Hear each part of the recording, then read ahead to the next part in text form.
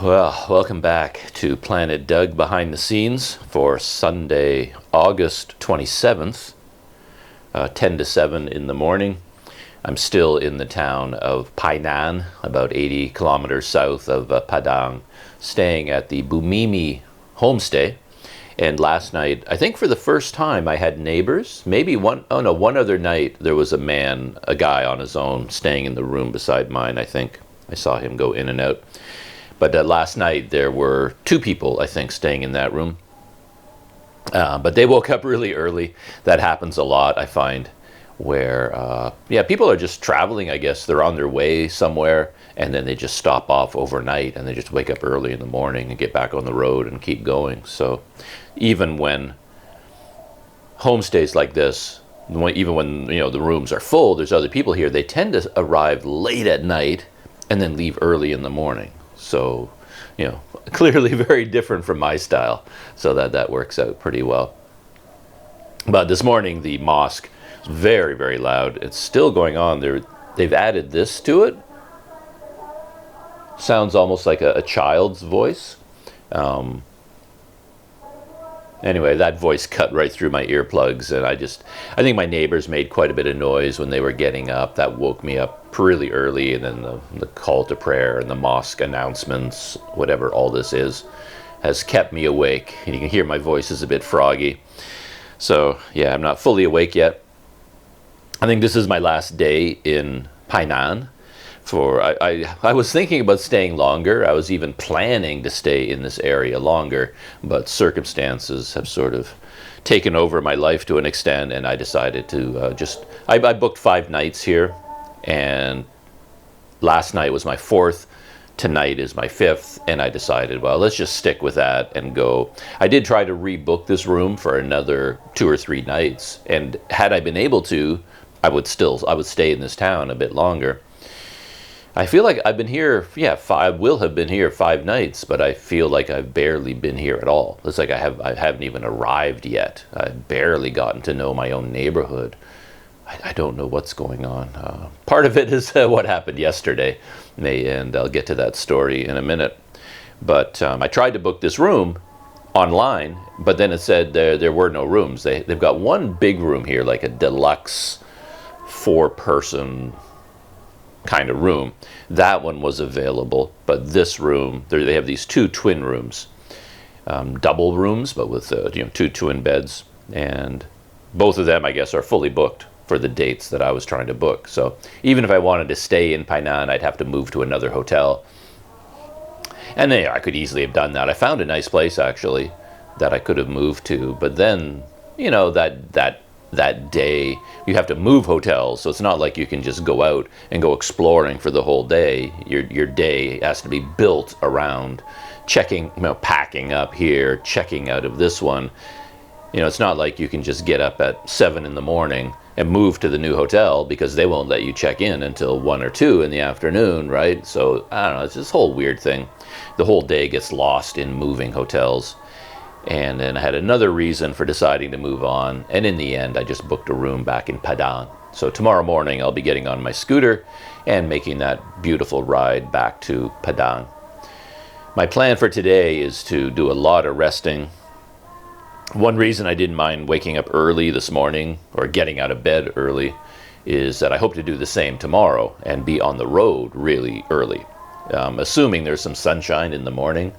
There's been a lot of rain again. Rained a lot yesterday, rained all last night, and I think it's pretty cloudy and gray out there today. But fingers crossed, it won't be pouring rain tomorrow morning. But on these rainy days in Sumatra, leaving as early as possible is better. So my plan is to, I'm going to be tired all day today, which is a good thing, because then I can go to bed early and hopefully get some sleep and wake up early and then get on the scooter and go back to Padang. So I'm sort of winding things up here in Painan and heading back to Padang. Painan, Padang, I get the 2 mixed up now.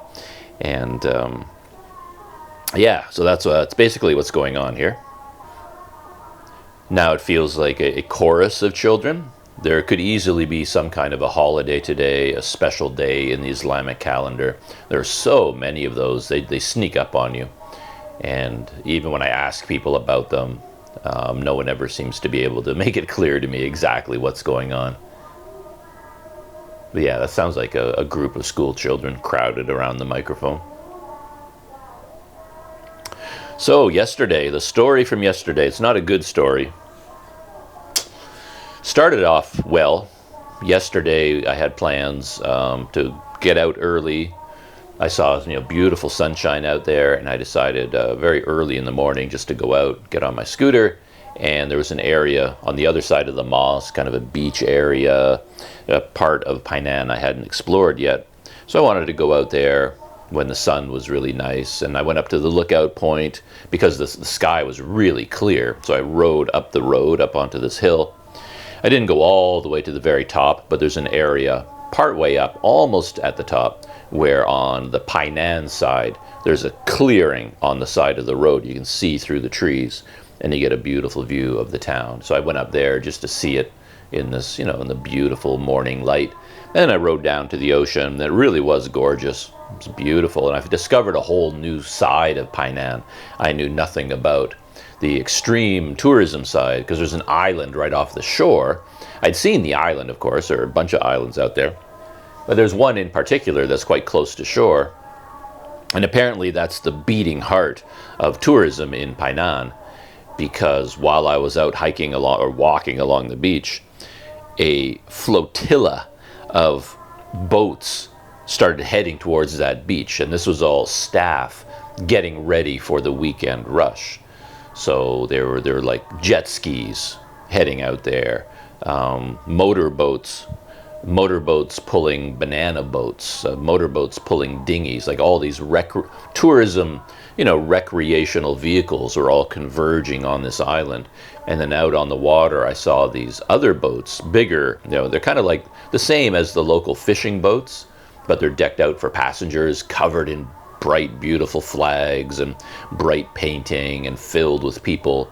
And I never have been able to figure out where these boats are coming from, because they're not coming from Painan, oddly enough. You'd think all these people would be coming here, getting in all these boats here, and then going out into the ocean and going to these islands, but they seem to be coming from north and south of Painan. Like these boats were, but I don't know of any other towns there that as big as Painan.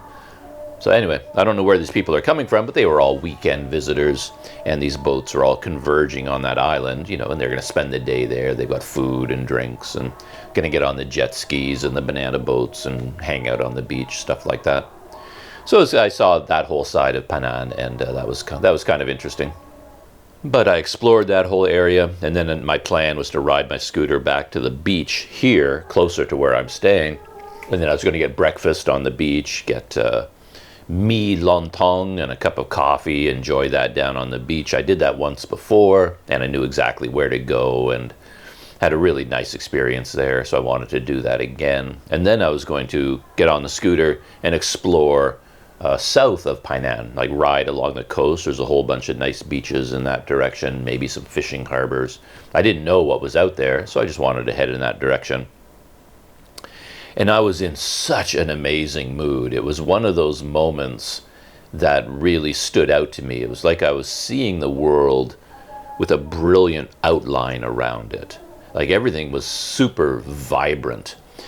And I had that experience when I went to Lake Maninjau, and I talked about it on my Lake Maninjau video, which I still haven't managed to finish editing, where I stopped at the side of the lake and I talked about how moments like this, of like just pure contentment, looking out at a beautiful part of the world like that, like Lake Maninjau. Moments like that are so rare that you have to stop and force yourself to appreciate them.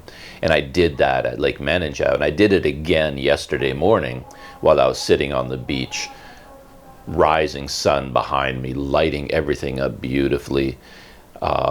Quiet waves just landing on the shore. Boats, fishing boats out on the water, drinking my coffee. I mean, it was a perfect moment. And I talked again about how moments like that, you really have to remember them, like take a mental photograph of them.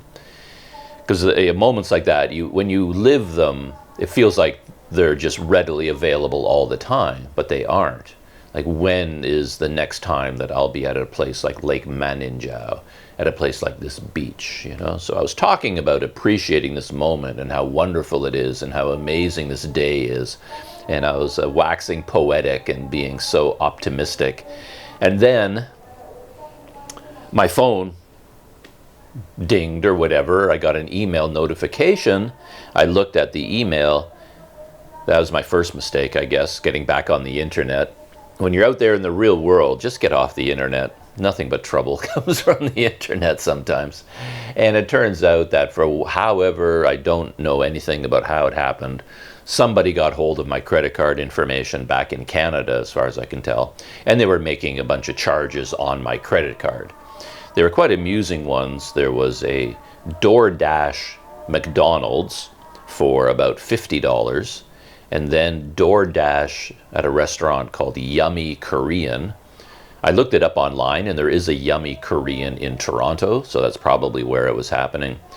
And it was $150 for Yummy DoorDash. I didn't even know we had DoorDash in Canada, but apparently we do. But yeah, Yummy Korean DoorDash. And later in the day, there was a third one. So this was going to be an ongoing issue. So my happy, optimistic mood just came crashing down, because problems like this take over your entire life. It certainly was going to take over the entire day. It's not as simple as you would hope. You'd think you could just go onto your online banking and deal with it and just report on, you know, click on that transaction and hit the button that says, "This is fraud. Please do something about this. Please, my bank in Canada, you know, my credit card company, can you stop this from happening? Help me, please." But it's never that simple. So yeah, the whole day, that's why I'm tired too. This went on long into the night, took over the whole day just about, and then long into the night before I finally got it sorted. And it's still far from over, because as soon as I saw that fraud, it wasn't a fraud alert, I was just getting credit card charges. You know, somebody was using my credit card. I don't know how they got hold of my credit card number, how they're able to use it without all the security features built into it. I don't understand any of that. I don't use my credit card ever. I mean, I don't go into restaurants and say, "I'll put it on my card." I don't think it would even work, to be honest. I don't go to stores. I don't use it. I don't rent cars. My credit card sits in a hidden pocket packed away in my luggage. I never use it. I never take it out. The only time I take out my credit card is when I have to call my bank to report fraud. And the irony is, which I learned because this happened to me when I was in Myanmar, and it happened at a very bad time in Myanmar, because I was right in the middle of leaving Myanmar and then crossing the border into Thailand. And that's when you have to do a lot of things, you know, book hotel rooms and pay for things. And of course, the internet there where I was in Myanmar was just horrendous. It's almost impossible to make a phone call or do anything like that. So that's when it happened in Myanmar. And that was I think it was the only time it had ever happened in my life. My first time dealing with credit card fraud. And I didn't know the routine. I didn't know what would happen. I didn't know. So without even thinking about it, I just figured out how to call my bank. I called them, told them that these charges were not coming from me. At that time, they were on Apple. People were like Apple like cards or buying albums or whatever you do on Apple. And I told them, yeah, this is not me. And the first thing they did, everyone in the world knows this, but I didn't know it. They said, "Oh, okay, we've canceled your card, sir." It's like, "Oh, that's how you help me deal with fraud? You hurt, I'm the victim of criminal fraud, and then the credit card company, to help me out, they cancel my card, and now I have to live without any access to credit." Which means, of course, you can't do anything online. You can't book flights, you can't book hotel rooms, you can't order things, you can't do anything online anymore, because anything you do online has to be backed up by a credit card. Whether you charge it to your credit card or not, your account has to have a credit card on it, or you can't do anything. So, yeah, that struck me as typical of the world, of the modern world, that I'm the victim of a crime, I report the crime, and then the company that is supposed to be safeguarding me reacts to it by taking away my credit card. And I get it. There's probably nothing else they can do. And they're sending out a new one. But of course, I'm here, and they send it to my address in Canada. And then how do you get the new credit card, and how do you activate it? And then, I mean, it just goes on and on. I was thinking about this yesterday, about how all of yesterday, I lost the whole day dealing with this credit card issue. And I'm exhausted today. I'm probably going to lose most of today. Just be the aftermath of it. I'm in such a bad mood now. Like what? I'm going to go out into Indonesia and have fun adventures and record it for YouTube? No, I'm just not in the mood to do that. So today is a lost cause. And then I live without a credit card for a while until they send out a new one. Who knows how long that's going to take. And then when I do eventually get a new credit card and a new credit card number, now I have to go online and go into all of my online accounts one by one by one and change the credit card number. I have to update every single app, every single program, everything. And the security measures that I have to jump through, like on Google and Microsoft and all these things to do this, it will take a whole day. It will take a day just to update my new credit card information for all my online accounts. So we're talking about 3 days of my life. And I was thinking, so okay, the thief has charged $200 to my card. Maybe I'll just bite it, like just pay it. Don't report it, because reporting it is going to lead to so much trouble in my life. How much trouble? How much is that trouble worth? You know, do you want 3 days of your life and all the stress and frustration and problems? Or do you want to just pay the $200? And I was seriously considering it, like not even reporting the fraud. But then later in the day, there was another charge. And it was just going to go on forever until, I mean, the card was now compromised. So I had no choice. I couldn't just pay the $200 in fraudulent charges, then get on with my life. There were going to be more charges and more charges and more charges. So, yeah, I hate thieves with such a passion. Thieves of every variety are my nemesis. I despise them. I really do. Yeah, just unthinking people that cause so much grief for other people out of what? Out of laziness. But of course, just reporting the fraud was a comedy of errors, and that's why I'm so exhausted today, because it took the entire day to do it.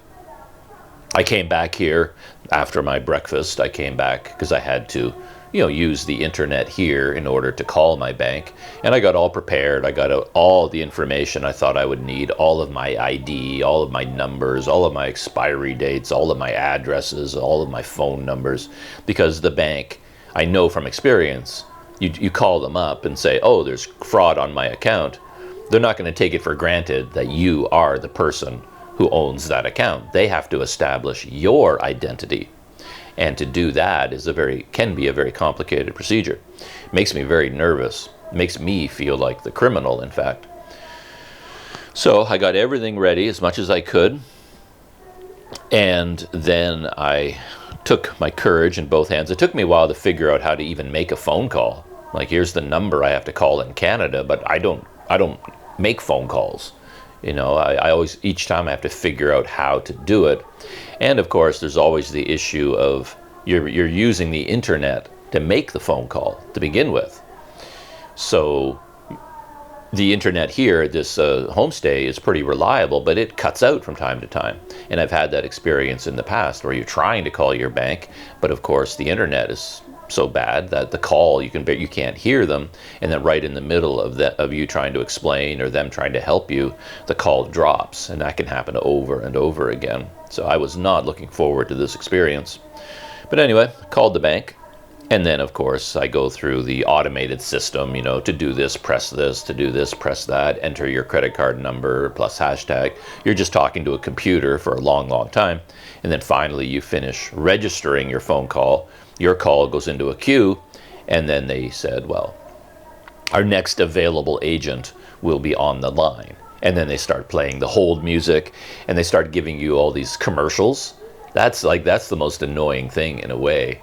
You're calling your bank in order to deal with an issue, and now they have you captive, they have you on hold, and they start playing commercials for their bank, right? It's like, come on. Like, I don't want to sit here listening to advertisements for your bank telling me. The main thing they kept telling me over and over again was that my bank won an award for the high quality of their online app and customer service. So this same message came up every few minutes, over and over again. They kept telling me that they were class leading and won first prize for their customer service. Thanks to you, our customers, da da da da da. All, over and over again, they kept telling me how amazing their customer service was. An hour and 15 minutes later, I'm still sitting here, right here, where I'm talking to you, still sitting here, all of my stuff laid out around me. My arm is like lead because I'm still holding the phone, you know. I've been holding it for an hour and 15 minutes on hold, waiting for an agent. You know, they're customer service winners after all. Hour and 15 minutes later, I'm still listening to the hold music. The music stops. And I think, oh, someone, you know, and I'm all excited. I'm ready to go. My heart starts pounding, and then I hear a click, and the line went dead. So as soon as the agent tried to get on with me, the line went dead. I don't know why. I didn't do anything. I was just holding my phone, but I lost the connection, or they hung up on me. I'd reached the limit of being on hold. I don't know, but after an hour and 15 minutes, line went dead. And all of that was wasted, and I lost my position in the queue. So I had to call them back. I raged for a little bit, and then I called them back. This time I was on hold for 30 minutes. Same thing, just holding it, listening to them telling me how great their customer service is. And then I heard a click, and the line went dead after 30 minutes. Then I tried again, 20 minutes this time, and the line went dead. And at that point, I couldn't take it anymore. I mean, the day was lost already, but the last thing I wanted to do was take the mood that I was in at that time and just sit here in this room and be steeping in that mood for the rest of the day. You know, it was not a good scene. So I just had to take a break. And by then, the urgency had kind of faded, you know, the panic had kind of faded. There's nothing I could do about this situation. And I didn't know this at the time, but I've since read this as I've been doing all this research and going into my online banking, reading things on my account. Oh, this is a part of the story I skipped. I did originally go on, I just logged in to online banking onto my app, and I could see all the details about these fraudulent charges. And then you could click on each one, of course, and see the details. And then at the bottom, there's a little line, part of the system, a little button that says, you know, if you have an issue with this transaction, click here. So I thought, yes, I can deal with this online without having to make a phone call. So I clicked that button, and it flips over to a screen. And I was so excited at first because there were a bunch of options on the screen, like the amount of this transaction is higher than it should be, or, you know, there's a whole list of my issues you could choose from a list. I didn't see one that said, you know, I didn't make this charge, you know, this wasn't me, but I assume it was down there at the bottom of the list. But I couldn't get to it because this message popped up, and then I got an error message that said, you know, error, you know, we are unable to proceed with this transaction. If you have an issue with this credit card charge, call this number. So the online reporting system just didn't work. It could be because it sensed I was doing it from Indonesia, from another country. Most of these things in Canada just don't work once you leave Canada. Canada really doesn't want you to leave its borders, you know. Yeah, I saw one of those YouTube videos the other day. They always crack me up, you know, like a YouTube short where they hit you with these things like the 3 countries of the world with the best the highest level of living. What do you call that? I forget how they phrase that. But the 3 best places in the world to live. And to my my amusement, Canada often appears on those lists. And as a Canadian, of course, I know the reality of living in Canada. Nice enough place, but there are issues. And yeah, I could go on about that. But, Canada is often on one of those lists. And I just saw one the other day. Canada was number 3. And then I think, the countries like Sweden and Switzerland are always number 2 and number 1. But Canada is often on those lists. So I just saw, this thing about how, Canada is the best place in the world to live. And I was thinking that maybe Canada has developed a complex about this, and the country has said, wow, if we're so amazing, we shouldn't let our citizens go anywhere else. So as soon as they leave Canada, we'll just turn everything off. The bank offers all these amazing features and security this and online this, and you can transfer this, and everything is so efficient and smooth, but only inside Canada. As soon as you leave Canada, well, no, it doesn't work. We have this online reporting system for this bank, but it only works in Canada. As soon as you go to Indonesia, it doesn't work anymore. Yeah, I was wondering whether they do stuff like that. I just seem to run into that all the time. All these things you can do in Canada, but when you try to do them from overseas, you run into roadblocks, and you can't actually do any of them. Europeans seem to get around that. Europeans have access to all these modern tools that when I try to use a similar tool in Canada, it always gets blocked. You just can't use them. Yeah, so that wouldn't work, and they gave me the phone number to call, which is different from the north. Like, they have a customer service number that is printed on my credit card and on my debit card, and I normally call that number, but this number seemed to be specifically for credit card fraud, and I'd never called that specific number before. So I called it, and then when I was on hold for an hour and 15 minutes the first time, I started thinking, well, how many people are reporting fraud? If I'm waiting online for an hour and 15 minutes and I still haven't managed to speak to an agent, how many people are online at this moment? How many Canadians are out there, also reporting credit card fraud or on hold to report credit card fraud? Are there that many of us that, a major bank in Canada can't even handle the volume of phone calls, So as I said, I tried 3 times and then I gave up, and I saw this thing about how you have 30 days to dispute one of these charges. So I thought, okay, well, if I have 30 days, like, just relax, it's like I tend to get excited about these things because it does feel like a lot of aspects of what I'm doing with my life are teetering on the knife edge of disaster. Like, I have so many technology problems. It feels like it's like a house of cards. You're just living in this world of stress nonstop.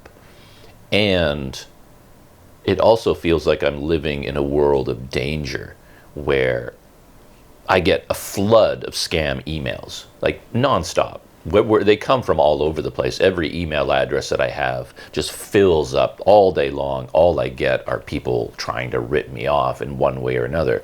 People pretending to be Amazon. People pretending, to be shipping me a package, but it's being held up and I have to pay this amount at customs. Please click on this link. Please click on this link. Click on this link. Enter.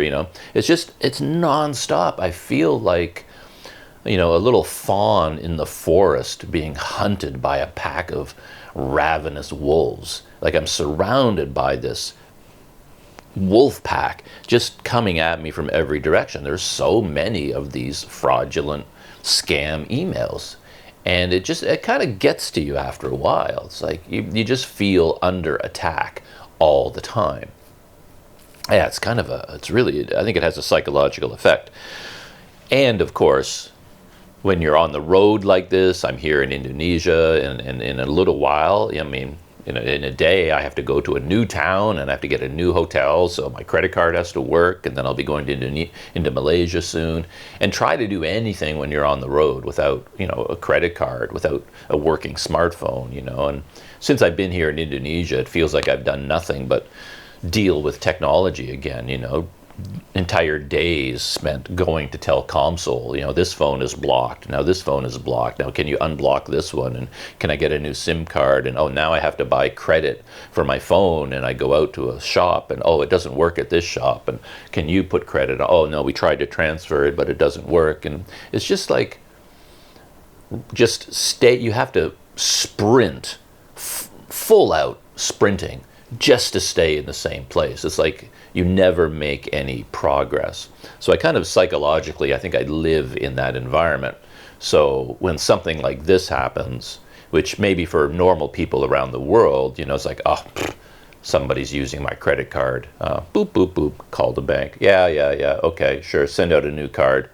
You know, they'll deal with it before breakfast and it's done, but it seems to take over my entire life. And maybe emotionally I overreact, but I don't know.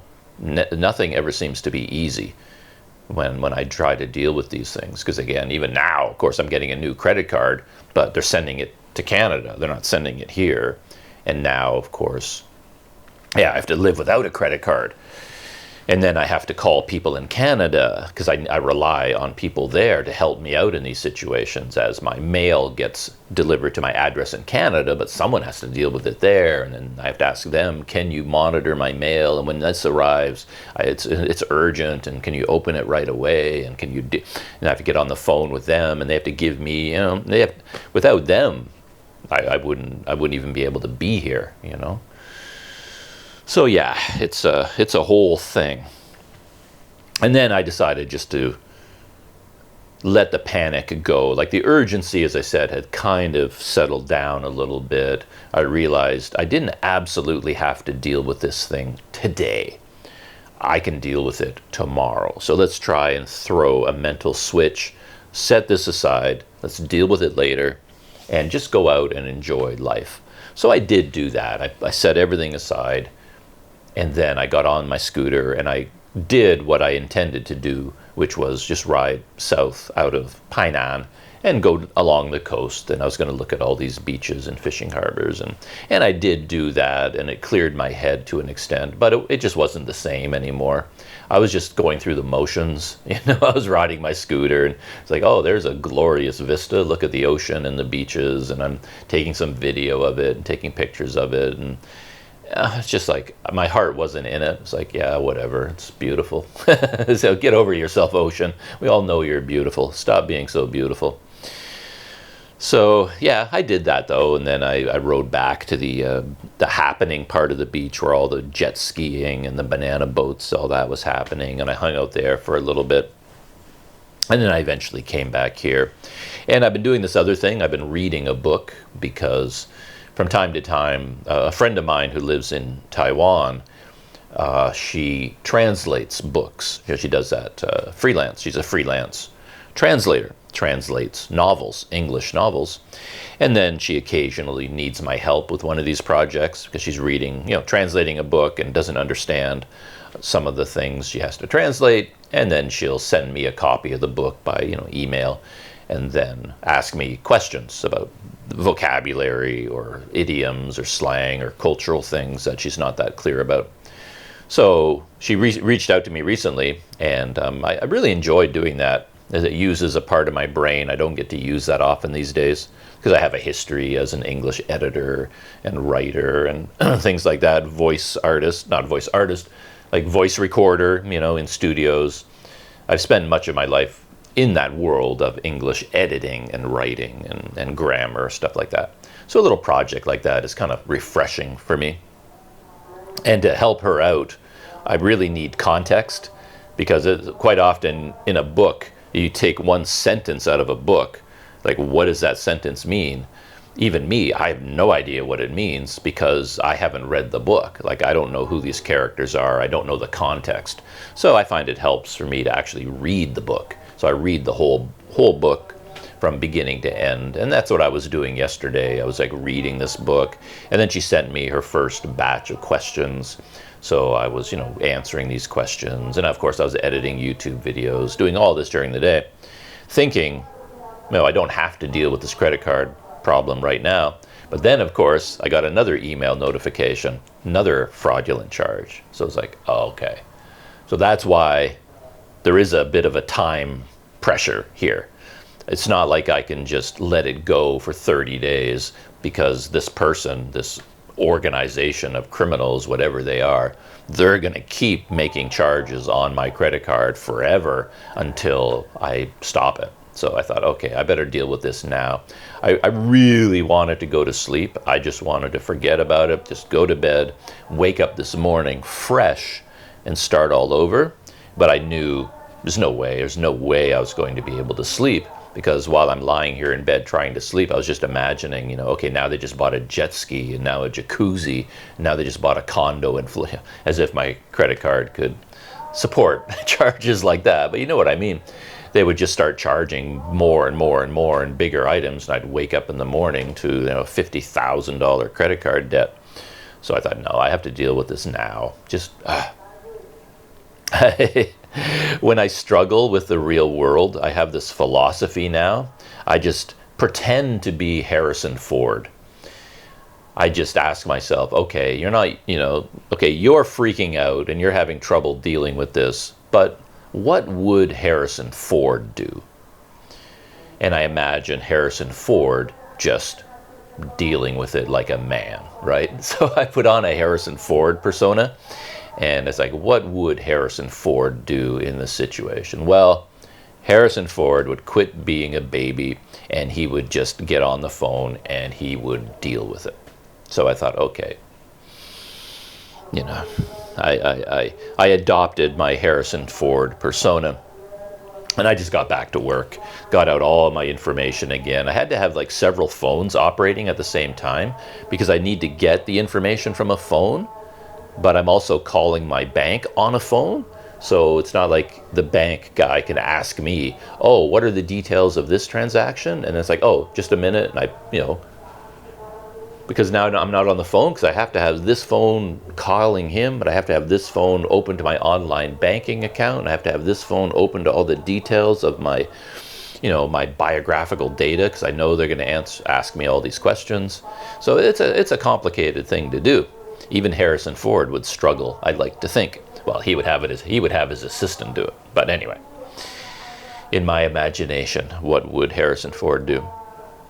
This time, an agent came online with me. 15 minutes, I would say. 15 minutes I was on hold, listening to the same, we have the best customer service in the world messages. And then a guy came on, and to my relief, his English was perfect. When I've had to do this in the past, of course it felt like I was talking to someone from India, and I had trouble understanding them. Now, I hate to say it, but it's like, what was that? I couldn't understand the accent of the person on the phone. But this guy was clearly, wherever he's from, he could be from India for all I know, but he's a native speaker of English. And his English was perfect. There was a guy, most of the time, I was going to say most of the time they're women, but no, that's not really true. They're often men. Anyway, there's a guy, spoke perfect English, really nice. You know, I'm giving my bank a real hard time about customer service, but this guy was on top of his game. He knew what he was doing. He was a professional, and we're dealing with that thing I hate so much, where when I say something, it cuts off his voice. We can only speak. It's like you're speaking on a one-way radio, where you have to say something over and then lift up the button so that they can speak. Because as human beings, we have the habit of acknowledging what they're saying. So he says to me, oh, this latest charge, you know, was a DoorDash McDonald's. And I say, that's right. But as soon as I say, it cuts him off, right? Because the communication isn't instantaneous. And now his voice cuts out, and then he comes back on, and then we start interrupting each other. You have to develop this discipline of staying on the phone silently. Like, don't say, you know, don't make any sound at all, because you're going to cut off him. So you have to stay it's really hard to do. It feels like a very polite thing to do, so you don't want to do it. You don't want to not do it. You want to do it, but every time you do it, it causes trouble. Anyway, but this guy, every time I said, and then we had to start over again, because, oh, what? No, no, I didn't. you go, you go. You know, we had to do that a few times. And I'm panic-stricken the whole time that the internet is going to drop out, and in the middle of all this, going to get cut off. But anyway, he was very professional. The issue is the system. And this is my main takeaway from this whole experience, that somewhere out there was somebody could take my credit card, go online, call, you know, onto DoorDash, and from, you know, yummy Korean restaurant, they can order $150 worth of food and have it delivered to their door. Nothing. No problem at all. But me, I'm calling my bank to report fraud, right? That's my goal. I'm trying to tell my bank that there is criminal activity happening on my credit card. But for them to even act on the fraud, they have to establish that I am who I say I am. And I probably can't even remember all the things they asked me. It was unbelievable. It went on for so long that this guy had to be confident that I am Douglas Nienice, that I am the legal holder of this credit card account and this bank account. So of course he asked me for my full name, my full address in Canada. There's some confusion. He asked me for my mobile phone number, but there appears to be a mobile phone number on my bank account, but I've never ever had a Canadian mobile phone. So I've never had a Canadian mobile phone number. So I told him, like, I've never had a Canadian mobile phone. So I have no idea what that number could be. And then of course he can't tell me. So I was like, well, what is the number that you have on account? Because I've never had a mobile number. So I can't tell you that, sir. So I can't even get information out of my own account. Anyway, but then he says, okay, well, what is your home phone number? So I told him that, like my landline. And he said, oh, okay, so that. And then he asked me, okay, when you make a payment to your credit card, like when you access your online banking, what device do you use? So I had to tell him what phone, I use a phone to do online banking, and what type of phone is it. He's looking at his computer to see if my answers match what he sees. And then he says, okay, when was the last time that you logged into your account? I told him, oh, and you recently made a payment. How much was the payment that you made? I had to tell him the exact amount of the payment that I made. I had to remember all this stuff. There's a ton more stuff he asked me. I can't even remember it all. This went on and on and on. He asked me so many questions. And so basically, I had to provide something like 15, we had to know the address of my bank in Canada, like the street it's on and the street number and the address. So I had to provide like 15 specific details and pieces of information before they would even let me report the fraud, right? So they interrogated me forever before I was even allowed to report the fraud. And yet the person committing the fraud didn't have to know any of these things. So no, not like you went onto DoorDash and was like, oh, what is your mother's maiden name, and what is your phone number, and what device do you use when you access this bank, and what was your, he didn't have to answer any of these questions. They just do it. But then when you report the fraud, you're basically put on trial, and you're doing it from Indonesia, and you're worried that you're going to get cut off at any moment. Anyway, we went through all of that, and then I guess the bank representative was finally convinced that I am who I say I am. And then he tried to put in voice recognition, like he wanted to add another layer of security. I've seen some information about this, about my bank. They're now adding voice recognition security. And he says, okay, while I have you on the phone, let's set that up. We'll use your voice as a security measure. And I'm like, yeah, well, you're the expert. You go right ahead. And he says, yeah, but your phone is a little bit loud now. Can you reduce the volume? So I'm like reducing, and then how's that sound? Is that okay? No, it's not working. It's You know, can you lower it more? Lower, lower, lower, lower, lower, lower, lower. I went way down to almost zero, and it still wasn't working. And he says, okay, let me try lowering it on my end. And then his voice started to go lower and lower and lower. But we went through this voice recognition thing, and it just wouldn't work. And he was saying things like, oh, well, yeah, my system isn't really responding. And we eventually just gave up on the whole voice recognition thing. It just wasn't going to work. So we gave up on that. And then we had to go through all the fraudulent charges one by one and identify which ones were fraud and which ones weren't. And there was kind of a funny thing, because I was thinking ahead a little bit, that I knew as soon as I made this phone call, my credit card was going to be cut off and I wouldn't be able to use it anymore. So whether it was a wise thing to do or not, I actually booked and paid for my hotel room in Padang in advance, while I was on hold, while I was on hold for one of those periods of time. I had this idea. It says, oh, I still have my credit card now. It's still working. So why don't I book a hotel room for like 3 nights in Padang, and at least that will give me 3 nights. I've already paid for accommodation, and I don't need my credit card because the charge has already gone through. And then after that, I guess I'm going to be slowly working my way back to Malaysia. So getting back on my bike after that and cycling, and I guess I'll just pay in cash. I'll have to withdraw money from ATMs, and we'll see if that works. And then I can pay in cash for these hotels as I ride my bike back. I'm feeling more and more like I'm going to ride my bike back to Dumai. I need to just live in the physical world for a while. I don't really want to get on a bus and deal with the hassle of loading my bike on the top of a bus. And I just want a few days of just riding and just living in the physical world, I think, for a little while. So we'll see. That's what I'm thinking about anyway. And then I can just pay for cash. But I decided to book this room in advance. So I called up Agoda and I found a place in Padang, and I booked that hotel room for 3 nights. At least I got that done.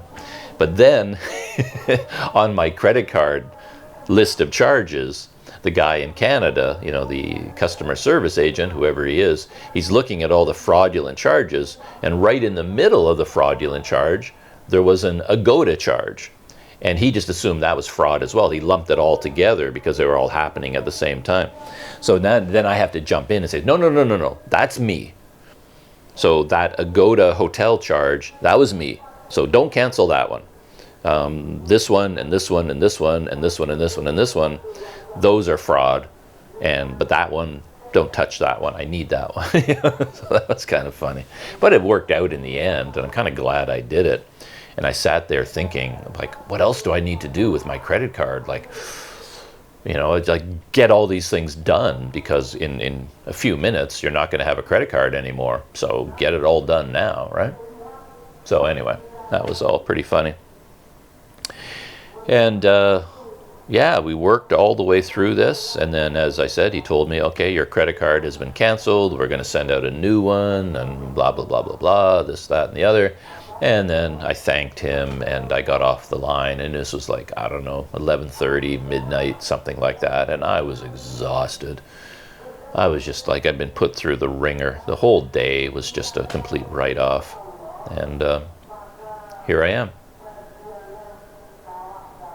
Still listening. I mean, this has been going on for hours from the mosque. Oh, interesting.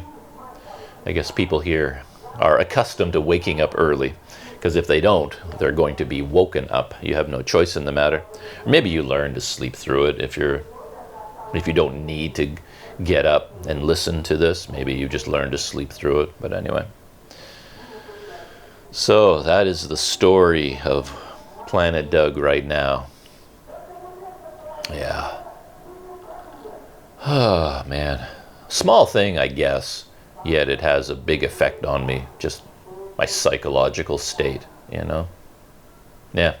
So that is the story of the new round of credit card fraud. I guess one other element to it, I'm curious about this, because he was helping me online, during the phone call, and he started investigating the fraud. And I didn't quite get all the details from him, but he says, oh, it looks like somebody hacked your Apple account. He was thinking that's where the fraud originated, because this is kind of crazy. In between all these phone calls, I went online and I'm just curious about things, and I typed things into Google like, how do criminals get your credit card information? Like I said, I don't use my credit card. So how did this happen is what I want to know. So you end up on all these online articles, even from the bank, that's like 15 ways to secure your credit card information, and they tell you all the ways it happens that criminals can get hold of your credit card information. I go through that entire list of 15 ways it can happen. I don't do any of those things, like not one. They say, whatever, at restaurants, they skim your card, they do this, they do that. When you do this with your card, this happens. When you do this with your card, this can happen. And I don't do any of those things with my card ever. I never, ever use it. So there's this thing where even with technology problems, as soon as you do an online search for help, none of the help ever applies to your situation. You know what I mean? Like anything to do with your computer, it's like, oh, this went wrong. Would you like help? And you say, yes, I would like help. And you click on help and it takes you to their guidelines. Nothing there actually applies to what is happening on your computer, right? It never, ever matches up. And I end up thinking about all these poor people around the world who write all these guidelines and all these help articles and all these step-by-step instructions. And they must know that their lives are completely useless.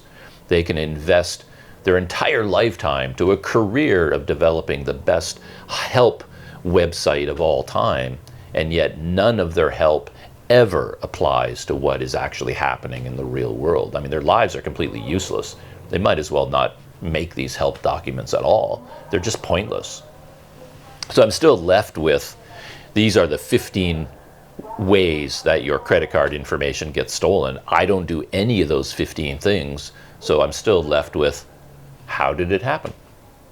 How did someone in Toronto access DoorDash McDonald's? I don't know. I just have no clue. And I wish I could know. But anyway, this guy, he said something about Apple, and that rang a bell with me, because the last time there was fraud on my credit card and I lost my credit card was that time in Myanmar, and it was connected with Apple, like Apple Music. And I have a MacBook computer here, and as I've talked about in the past, every time I turn on my MacBook, I get nothing but error messages telling me, oh, there's a problem with your Apple account. And they say, log into your Apple thing and then fix it. And because we can't access iMessage and iFaceTime, whatever these Apple things are, I don't use any of them, so I don't worry about it. It says, oh, we couldn't activate FaceTime. We couldn't activate iMessage, so please go to your account and fix the problem. And I've done that in the past. I've gone into my official account and tried to fix problems, but there's no problems there. It just tells me over and over and over again that there's a problem with my Apple account. And I've never been able to fix it, and none of the messages ever make any sense to me. But anyway, I'm thinking that maybe that is the source of all my problems, my Apple account. Because years ago, when I was in Korea, well, probably 20 years ago, I did buy a couple of albums through Apple, because at that time I was using Apple iPods and I was using iTunes to play music. And then one day I thought, well, this is what people do these days. Nobody buys CDs anymore, nobody buys cassettes. They buy music digitally. And I happened to be sitting at home and I wanted to hear this music, and I just bought the album. And it worked, and that was the end of it. That's the only time I've ever used my Apple account. And probably that is where all the trouble started. So anyway, this time, I guess, Yeah, I don't even know if I've updated my Apple. Like the last time I got a new credit card, I probably never even updated Apple because I never use it anyway. So why have a valid credit card number on my Apple account? But anyway, the online service agent, at first he was pretty excited. He's like, oh, it looks like someone hacked into your Apple. I don't know how he can see that, but that's what he told me. But then he kind of hemmed and hawed, and I heard him muttering some numbers under his breath, seeing if certain numbers matched or something. And then he says, oh, no, it doesn't look like it was coming from here. So even the bank has no idea what happened. And of course, he would naturally assume that it was my fault, that I did something, and I think that's understandable that he would think that. Probably 90% of the time when something like this happens, the customer was careless and somehow gave out their credit card information when they shouldn't have. But in my case, as I said, I never use my credit card, so I don't even know when it could have happened. And as for the rest of it, I don't know if it turned out that I did make a mistake somewhere. No, I'm not going to argue. I make mistakes, and my life of technology is so complex these days that, yeah, it's understandable that I could make a mistake. But the only place I have my credit card information and I ever use it is on, like lately, for years, to be honest, it's been Agoda, Booking.com, and AirAsia. That's about it. I don't use my credit card for anything else ever. Yeah, I always arrange to pay in cash. Even when I was in Thailand and I'm buying things online and having them shipped to my address in Thailand, I never use my credit card to do that. I would just arrange to pay in cash at 7-Eleven, you know? So anyway, who knows what happened, and now this is the situation I find myself in once again.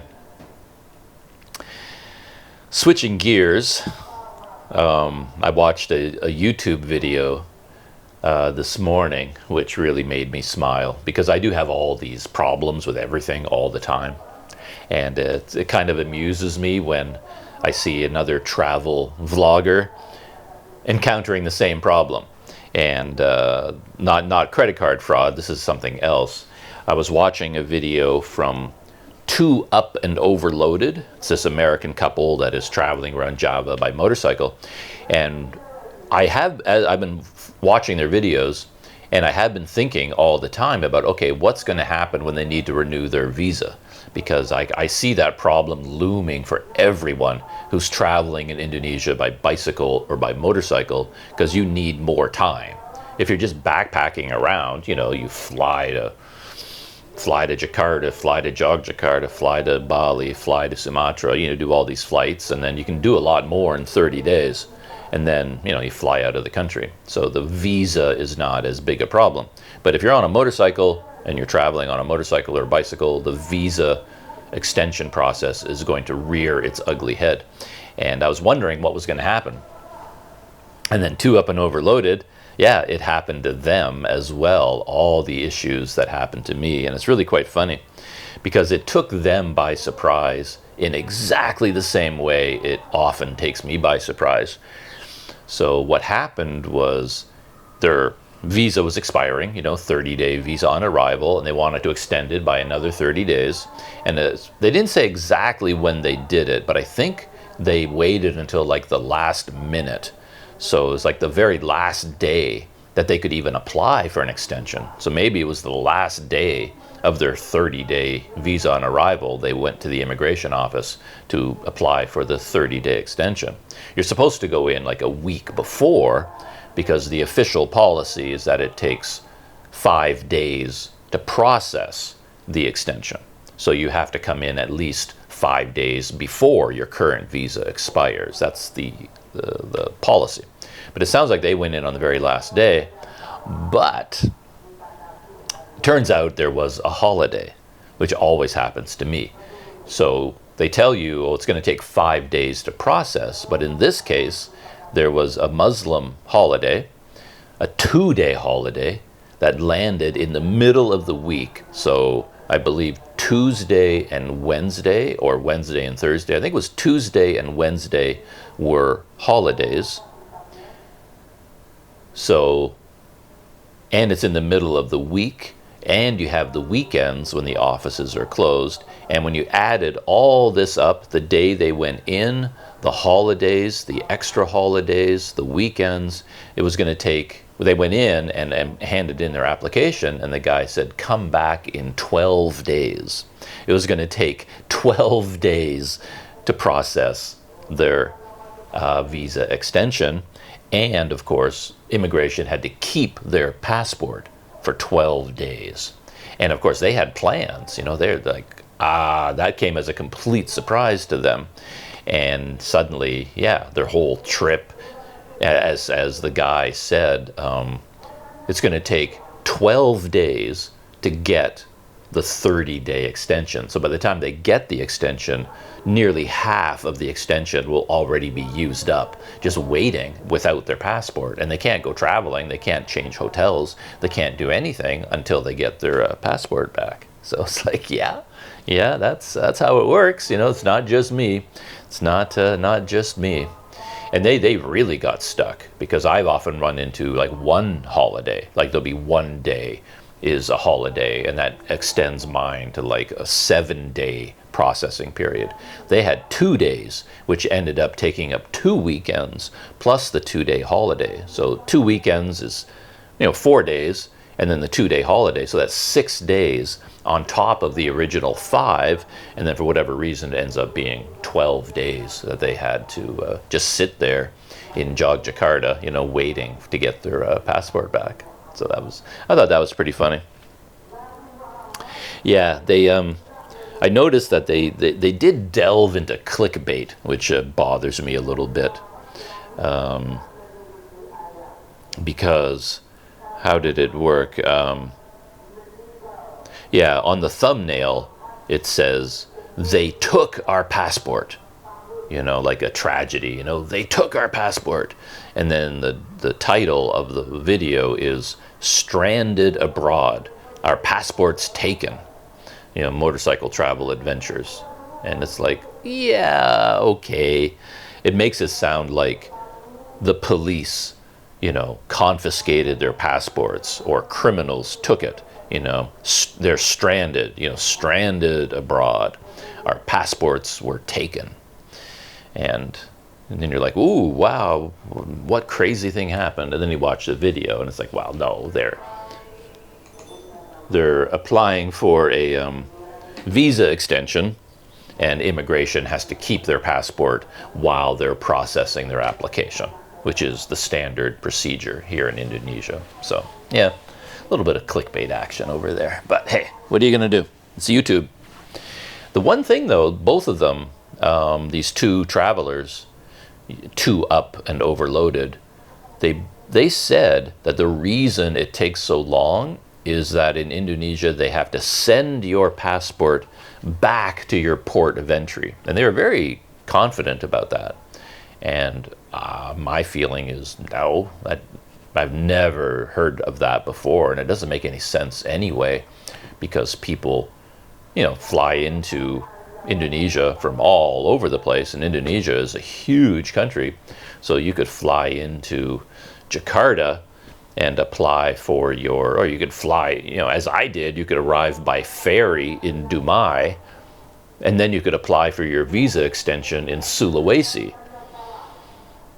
And then there's no way immigration is going to send your passport all the way to Dumai, where you entered the country, in order for them to stamp it and then send it all the way back again.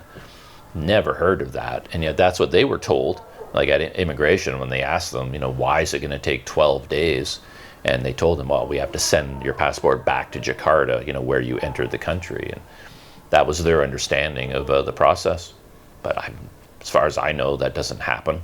So, or maybe it does happen. I don't know, but I can't imagine it. Because, as I said, each time I've done this, when I've gone back to immigration to get my passport with the extension stamped in it, it's like they only start the process when I come back to pick it up. You know, the passport just sits on their desk for 7 days or 12 days. And then on the day they come back, then they're going to go, oh, yeah. And then they'll take the stamp and stamp it and hand it back to them. Feels like they could have done it on the very first day, because nothing happens during those 7 days or during those 12 days. But who knows, maybe they're flying your passport all over the country, you know, going back to your port of entry. But yeah, I doubt that very much. It doesn't make any sense to me at all. All right, I think that is it for my stories. Yeah, credit card fraud is haunting me. And yeah, partially because of this whole credit card thing. That's why I'm leaving Painan. It feels I'm just not in the mood to be here anymore. I just don't have that energy, that feeling of excitement about, ooh, got to go explore this area. I'm just like, okay, I've seen this area, and then tomorrow I'll be on the scooter riding back to Padang, and then from there I'll probably ride the scooter back to Bukit Tinggi, go back to the village, and then I think my time in Indonesia will be winding down. I had these crazy ideas about going all the way to Bengkulu by scooter, or even going all the way to Lake Toba, or even going back to Bukit Tinggi, and then I could fly somewhere. You know, I still have time on my visa, you know. If I don't cycle to Dumai, you know, I could take 10 days. There's, you know, there's islands too, you know, the Mentawai Islands off of Padang. I'm here. I could take advantage of that and actually hop on the boat and go out to those islands, but it was really expensive to do, and I don't even know if I can do it without a credit card anyway. Probably can't. Anyway, feels like my time here is kind of winding down now. We'll see. Maybe tomorrow, if the weather is nice, and then I ride my scooter back to Padang, maybe I'll get a burst of energy back into my system. We shall see. All right, that's it. Shutting down. And as always, thank you for hanging out with me as I tell my stories. And I'll see you in the next video.